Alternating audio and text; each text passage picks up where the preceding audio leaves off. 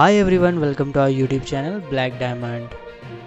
उद्यमियों में बिडिंग में नहीं दिखाई रुचि, ऑफर का 74.51% कोयला नहीं हुआ बुक। हार्ड कोक, सीमेंट व स्पंज आयरन आदि नॉन पावर सेक्टर के उद्यमियों के लिए बीसीसीएल ने एक्सक्लूसिव ई ऑक्शन के तहत 10 लाख टन कोयले का ऑफर दिया है। 5 लाख टन रोड और 5 लाख टन कोयला रेल सेल के जरिए बिक्री के लिए गुरुवार को मेंबर्स एम जंक्शन ने नीलामी कराई। कोरोना महामारी के कारण बाजार में कोयले की डिमांड में कमी तथा स्टीम के बजाय आरओएम का ऑफर होने के कारण बिडरों ने नीलामी में रुचि नहीं दिखाई।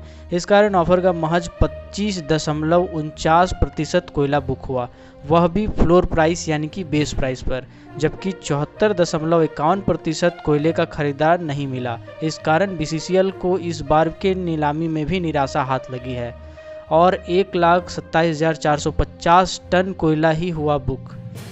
बीसीसीएल ने अपनी 3 कोयलियां KWUM निचितपुर व NTSTOCP कोयलियरी से 5 लाख टन ROM कोयला रोड सेल के जरिए बिक्री के लिए ऑफर दिया था।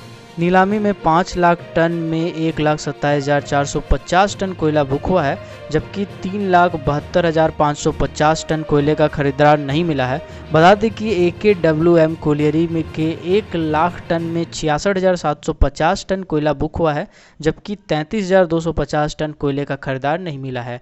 वहीं निचितपुर कोयलियरी की बात करें तो उसमें 2 लाख टन में सिर्फ 57,600 टन कोयला बुक हुआ है, जबकि 1,42,400 टन कोयला बुक नहीं हुआ है। इसी तरह NTSTOCP के 2 लाख टन में महज 3100 टन कोयला बुक हुआ है, जबकि 1,96,900 टन कोयला बुक नहीं हुआ। इधर रेल सेल से भी 1/6 कोयले की बिक्री नहीं हुई है। कोयले में आत्मनिर्भरता के लिए स्पेशल ई नीलामी कोल इंडिया ने आयात को शून्य पर लाने की पहल शुरू की। कोल इंडिया ने कोयले के आयातकों के लिए ई नीलामी के एक विशेष श्रेणी लॉन्च की है। यह कोयला आयात को शून्य पर लाने के लिए सरकार की घोषणा के अनुरूप है, यानी कोयले में आत्मनिर्भरता की दिशा में एक पहल। कोई भी ग्राहक जिसने चालू वर्ष के दौरान कोयले का आयात किया है, वे उक्त ई नीलामी में भाग ले सकते हैं। रोड सेल यानी सड़क परिवहन का प्रयोग करने वाली कंपनियों के लिए न्यूनतम बोली की मात्रा 25,000 टन रखी गई है। रेल मोड का उपयोग करने वालों के लिए यह 50,000 टन है। CIL के आधिकारिक सूत्रों ने बताया है कि कोल इंडिया के अनुषंगी कंपनियों के लिए अपने कोयले की बिक्री बढ़ाने के लिए एक नया अवसर मिलने जा रहा है। ये नीलामी MSTC और M जंक्शन के माध्यम से होगी। कोल इंडिया जल्द ही अगस्त 2020 मार्च 2021 की अवधि के लिए नीलामी कैलेंडर की घोषणा करेगी। कोल इंडिया मिशन मोड के तहत आयातित कोयले को कम कर घरेलू आपूर्ति को बढ़ाएगी।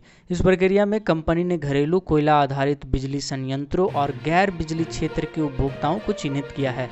Sponge iron, cement, captive power उत्पादकों, उर्वरक उत्पादकों, स्टील और अन्य कंज्यूमर कोयला ले सकेगी। स्पेशल ई नीलामी सफल हुआ तो बड़े पैमाने पर विदेशी मुद्रा की बचत होगी। पिछले वित्तीय वर्ष के दौरान लगभग 150 मिलियन टन का आयात किया गया है। इसी सप्ताह CMD मीट में कोल इंडिया प्रबंधन ने अनुषंगी कंपनी के सभी CMD को स्पेशल ई नीलामी की रूपरेखा के बारे में जानकारी दी थी। तभी संकेत दे दिया गया था कि बहुत जल्द ही स्पेशल ई नीलामी ऑफर लॉन्च किया जाएगा। जानकारों का कहना है घरेलू कोयला की क्वालिटी नहीं सुधारी तो नीलामी नहीं हो पाएगी। गुणवत्ता के मामले में विदेशी कोयला घरेलू कोयले से कई गुना बेहतर है। यही वजह है कि स्टील सेक्टर पूरी तरह आयातित कोयले से चल रहा है। घरेलू कोयले की स्थिति यह है कि देश की 3 बड़ी कंपनियों ने घरेलू कोयला लेने से इनकार कर दिया है। कोयले के आयात सिर्फ कोयले की कमी की वजह से नहीं होती, क्वालिटी कोयले की मांग पूरी करने के लिए भी कोयले का आयात किया जाता है और यह ज़मीनी सच्चाई है। हार्ड कोक को ज़रूरत भर घरेलू क्वालिटी कोयला नहीं दे पाती है। कई हार्ड कोक यूनिट भी कदा आयातित कोयला लेती है। वहीं प्रहलाद जोशी जी ने ट्विटर के माध्यम से झारखंड के मुख्यमंत्री श्री हेमंत सोरेन जी को धन्यवाद दिया है कि उन्होंने कॉपर लिमिटेड की एक कंपनी सुरदा कॉपर माइंस का ऑक्शन का एक्सटेंड कर दिया है पीरियड इसी के लिए, और उनका ये कहना है कि इससे एम्प्लॉयमेंट को बूस्ट मिलेगा और नई नौकरी की अपॉर्चुनिटी मिलेगी और स्टेट को भी रेवेन्यू जनरेट होगा।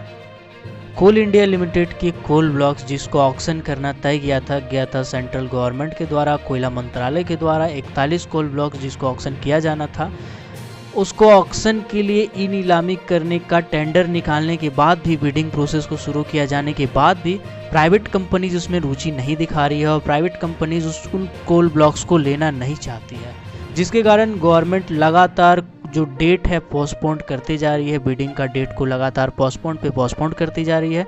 उसके जो नियम है कोल इंडिया लिमिटेड के ऑक्शंस को, यानी कोल इंडिया लिमिटेड के कोल ब्लॉक्स को खरीदने का जो नियम है उसमें लगातार ढील देती जा रही है और जो उसका प्राइस है उसको लगातार कम करते जा रही है।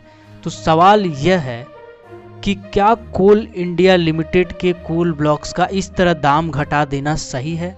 क्या कोल इंडिया लिमिटेड के कोल ब्लॉक्स को किसी भी ऐरे गैरे कंपनी को बेच देना सही? आप हमें कमेंट सेक्शन में अपना सुझाव जरूर दें। अगर आपको इस वीडियो पसंद आया तो इस वीडियो को लाइक करें, हमारे चैनल को सब्सक्राइब करें, बेल आइकन को प्रेस करें ताकि आने वाली वीडियो की सारी नोटिफिकेशन आपको मिलती रहे। Keep watching, keep supporting, till then Jai Hind.